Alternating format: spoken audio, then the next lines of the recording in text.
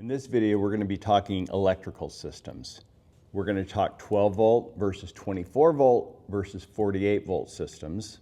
I'm going to tell you the pros and cons of each and also which voltage I recommend for different situations. For some people, 12 volt might be the best, but for others, 48 volt. So which is best for you? We're going to talk about it in this video. So if you're building a van or RV electrical system, then this video is definitely for you. So let's get into it. So if you've been watching our videos for a while, you know we started out doing all 12 volt systems. And then a couple of years ago, we moved to doing mostly 24 volt systems. And I love doing 24 volt systems. That's kind of my go-to. Over these last couple of years, I've had a lot of people comment on videos, why aren't you doing 48 volt systems? And my reply has always been, you know, we really like using Victron components, and I just haven't felt like Victron was quite there on 48 volt systems. And I'm going to explain to you the different components that aren't compatible with 48 volt systems and what we're doing to get around that. But Victron is finally starting to catch on, and they are starting to do more components that are 48 volt compatible. I really like Victron because everything is so integrated and it's plug and play and very easily programmable. Monitoring is awesome. And so we're really big on Victron components. So that's the main reason that we've held off on doing 48 volt systems. But right here, we're doing our first 48 volt system. So I'm going to do a walkthrough of it, and I'm going to do a kind of a comparison and which components we're needing to use because of the 48 volt systems. So let's start out with one of the biggest things, and that is the inverter charger. So in all of our van builds, we go with the Victron Multi Plus. It comes in 12 or 24 volt. And it's 3,000 watt inverter. It'll do all your inverting of your 12 volt or 24 volt battery power, convert it to 120 volt AC. It also takes care of the charging of your batteries when you're using shore power, allows you to plug in and convert the AC power into DC for your van batteries to charge. But Victron doesn't offer the Multi Plus in a 48 volt version. But they do offer their Multi Plus 2. Now, we've used the Multi Plus 2 several times in RV electrical systems, especially if you're wanting 50 amp shore power, then the Multi Plus 2 is awesome. If you're running, if you need 2 legs of 120 volt, if you need 240 volt, there's a lot of benefits to the Multi Plus 2 when you're going with a bigger system like in a larger RV. But the Multi Plus 2 is a slightly larger form factor, and it's a little bit more, it's taller, so it's a little bit harder to fit in a van space. But if you're going with 48 volt and you want to use Victron, then the Multi Plus 2 is pretty much the only game in town. So we are mounting the Multi Plus 2 on its side, which is fine because the ventilation for it is on the end, and so it's going to be able to ventilate just fine. So we're mounting it sideways. So we're using the Multi Plus 2 48 3035, okay, and I'll link to that in the description. Then moving on, and just talking about the components, right here we've got a solar charge controller. Now this is the 130 MPPT. This is awesome for smaller solar systems, like especially if you're using like 400 watts, which is what we normally use. Then this little guy works great, provides all the capacity that you need for a small solar panel array. However, this one only works for 12 and 24 volt. So if you are doing a 48 volt system, you've got to step up to the 150 35, okay? And so the first number is the voltage, and the second number is the amps. I just have this sitting here just to lay it out. I don't have the 150 35. It's going to be here in a couple of days. But that's the first component that you do have to deal with, you know, finding one that works for 48 volts. Some of the Victron MPPTs work on 48 volt, others don't. So check and make sure that it does. Next thing is, these are Orions, but these are not what you typically would use the Orion for. Typically, we use this for the DC to DC charging taking power from the factory alternator on the vehicle and using that as a controller to charge your batteries from your vehicle's alternator. Okay, but these are different. These are for converting the 48 volt power to 12 volt power. The Orion line of Victron is just DC to DC charger. So they're just taking DC power, converting it to DC power, sometimes changing the voltage, just sometimes controlling the amperage, but that's what the purpose is. But these, like I say, are to step down the voltage from 48 to 12 volt.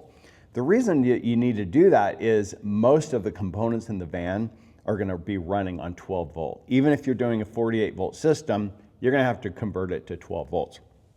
The only thing that we normally run at 48 volts or 24 volts, depending on which system we're doing, is our air conditioner. We purchase an air conditioner to match the voltage of the system. So in this case, it's going to be a 48 volt air conditioner. But our refrigerator, our lights, our heater, all of that kind of stuff is going to be running at 12 volts. So we got to step it down. So these Orions are only capable of putting out 30 amps each. So in most of our builds, we're doing a 60 amp DC panel. And so we need 2 of these. So you're going to spend a little bit more money needing to have converters to step that power down. Now, when you're doing a 24 volt system, Victron makes another Orion that looks different. I'll drop a picture of it here because I don't have one on hand. But that is I believe it's a 70 amp. It might be 60. It's either 60 or 70 amps, but that single converter will run your whole DC system in most cases. It would be the equivalent of these 2, which put out a combined 60 amps. That single unit, the 24 to 12 volt Orion converter, will put out 60 or 70 amps. And so you just see one of those is pretty inexpensive. It's like $100, $125. These I think are, I don't know, I'll drop the price, but I think they're about $150, $180 each. So more expense there on the 48 volt system. A lot of the other components for the 48 volt system are compatible. The Servo GX is compatible. The Lynx distributor is compatible. The shunt, the smart shunt, I believe the Link shunt also is 48 volt compatible. So a lot of them are. And here's something that I found interesting is most of the mega fuses that go in the Lynx distributor are not compatible with 48 volts. Most of these are only good up to 32 volts. So they'll work on a 12 volt or 24 volt system, but not a 48 volt system. I feel like fuse quality is super important. The 3 brands that we like are Blue Sea, Victron, and Little Fuse. Little Fuse, I couldn't find any in 48 volt. The Blue Sea had a couple of different sizes. For example, their 300 amp that I'm using to run the inverter came in a 48 volt, but they didn't have any other sizes that I could find. But Victron now, because they're starting to support the 48 volt platforms more, they've come out with a line of 48 volt compatible fuses. And their fuses are white, okay? They're white ceramic. You can tell the difference. Super high quality fuses. They're not too expensive. I think you can get them. They're about $10 each. You can buy them in 5 packs. I'll link to those in the description, but you can buy 5 packs of them for around, depending on the amperage, $30 to $50. And so I've ordered some of those. I have those coming, and that's what I'll be using for the rest of these fuses. I have some others that I've dropped in temporarily, but I'll be using mostly those Victron fuses. Now this system is going to have a secondary alternator. I've done another video on this, but we're using the Arco alternator with the Zeus regulator. So what I love about this is the Zeus regulator is made by Arco. It's the Arco Zeus. And this thing is super easy to install and program. They have a Bluetooth app and it just walks you through the setup. You put in all your different variables and it tells you where to connect the wires, how to program it, and you just basically walk through everything, connecting it, programming it, and by the time you're finished, it's up and running. So this is an awesome system if you want to run a secondary alternator. Now in our first, I think 30 builds, we never did a secondary alternator in a van. We always just charged it off of the Orion DC to DC charger, sometimes 1, 2, sometimes even 3 of those. And if you just need a little bit of extra charging when you're driving, then that's awesome. But if you're going with a larger battery bank, which is what we're doing on a lot of our vans right now, those larger battery banks, you're just not going to be able to charge off of your solar. There's just not enough room on the top of a van to be able to charge a really large battery bank. Like if you get up over about 7,000 watt hours, you're going to want to have a secondary alternator. This van's going to have about 11,000 or 12,000 watt hours. I'll talk about the batteries more in a couple of minutes, but there's just no way we could charge that with the roof solar, and they don't want to have to rely on plugging into shore power all the time. So a secondary alternator becomes super important. Now, one of the big benefits in using a 48 volt system is that you can go with a 48 volt alternator, which is going to put out a lot of current. With a 48 volt secondary alternator, this Arco one, I think it puts out 150 to 175 amps at 48 volts, where even the new Orion XS 1400, I think it's called, will put out 50 amps. Okay, so even if you do 2 of those, you're getting 100 amps. So 100 amps is kind of the max you want to go, I feel like, from your factory alternator. You don't want to use more than about 50% of the capacity, and most of the alternators are like 220, 240 amps. And so 100 amps, I feel like, is kind of the max you want to pull from your factory alternator. But with a secondary alternator and a 48 volt system, you can go 6 times that. So it's obviously that's going to charge your battery 6 times as fast. So where normally might take 10, 12 hours to fully charge your batteries, this is just going to do it in a couple, 2 or 3 hours. So a little bit of driving every day, even if you're just starting your van up and letting it idle, you're going to get a lot of charging power to your batteries. So if you're going with a secondary alternator, then I think that's hands down the main reason to go with a 48 volt system. 24 still gives you a lot of power, and it also gives you a lot of options as far as the components go. So nothing wrong with 24 volt, but going up to the 48, it's just a step up, just a little bit better for you. Now, what are the benefits of the 24 and 48 versus 12? For me, the biggest one is the wire size. This system right here is in a bench. We're doing a dinette in this van, and so we're super limited on the space. We're gonna have 3 huge batteries sitting in a line right down here. This is gonna be the Epoch 48 volt 100 amp hour batteries. So that is 300 amp hours at 48 volts, which if you converted that down to 12 volts would be 1200 amp hours. So 1200 amp hours of batteries, it's massive. So these batteries, if you just do the math, they run at 51.2 volts. They're 48 volt, but 51.2, 300 amp hours of those is 15,360 watt hours. So that's like double what normally our large battery banks are. So what that means is with that secondary alternator, if you're running at 150 amps at 48 volts, that's 7,200 watts. So at 7,200 watts, you're gonna be able to charge that battery bank in a little over 2 hours. Okay, so of driving. So secondary alternator, 48 volt with a really large battery bank is huge. Because you're running at 48 volt, you're able to use smaller wires because the wire size is determined by the amperage. And when you increase the voltage, you decrease the amperage to get the same amount of watts. Going from the alternator, we're able to run a smaller wire. Going from the links distributor to the inverter, where we're able to run a smaller wire. We're using a 1/0 wire to run the inverter.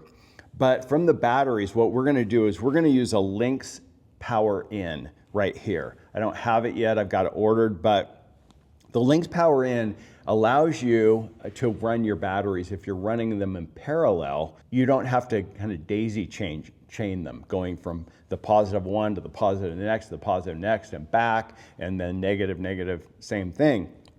What you do is you run a separate line for each battery to the Links Power In. So there's 4 spots, just like there are on the Links distributor, and you would just connect each battery, positive and negative, to that power in, and then there's one lug for the positive and negative that connects to here and will supply the power to the system.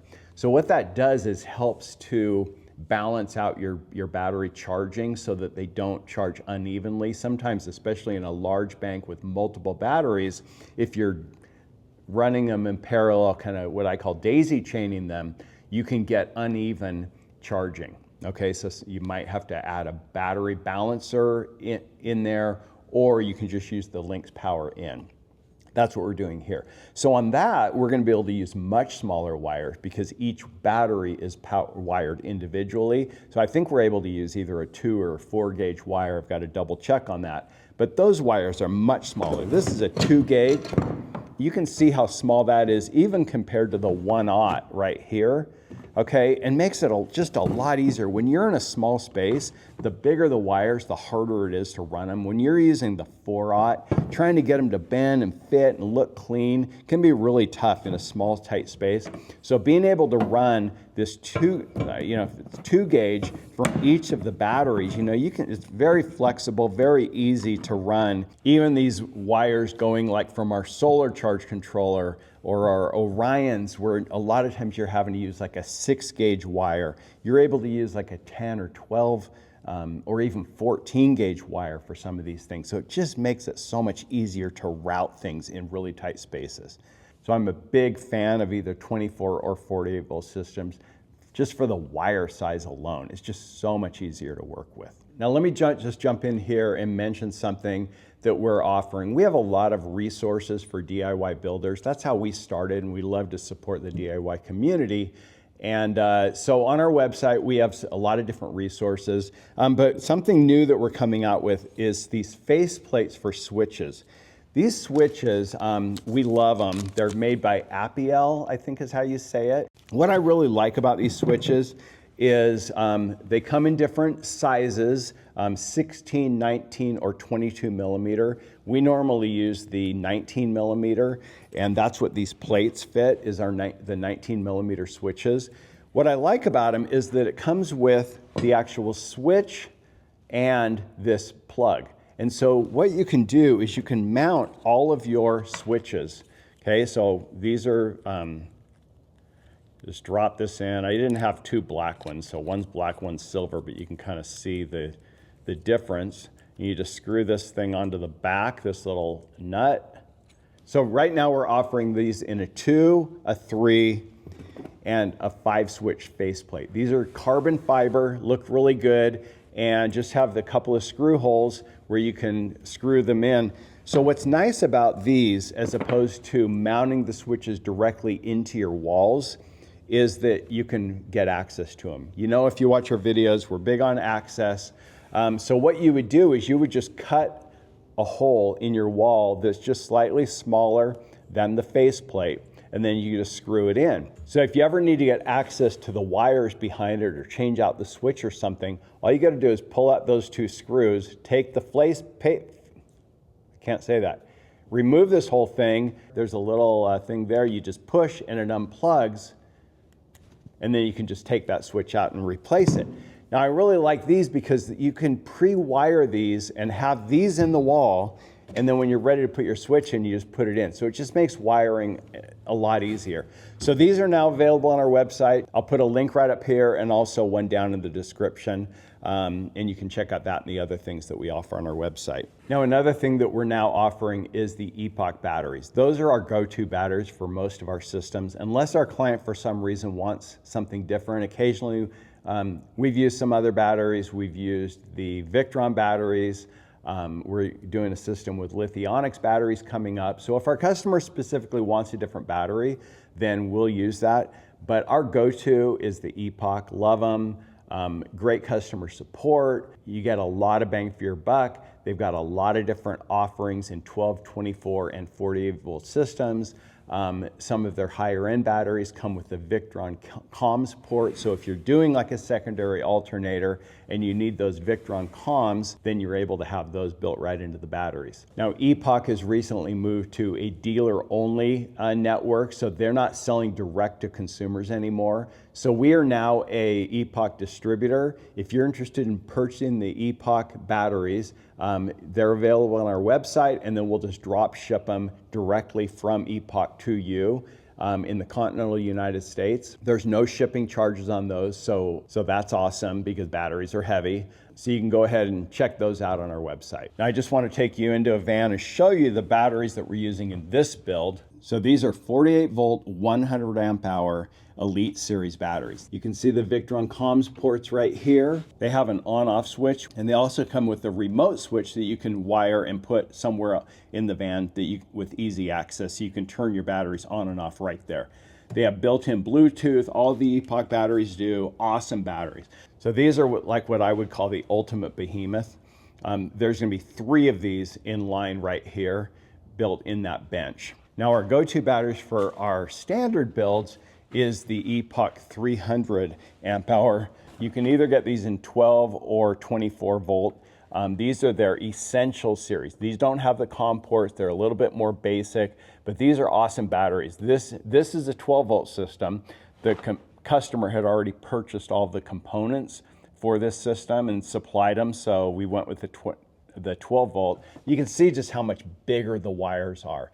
Much bigger wires, a lot harder to deal with in a small space. These batteries, you're gonna get about 7,200 watt hours out of 2 of these. They can be wired in parallel to do a 12 volt system or in series to create a 24 volt system. We use these all the time.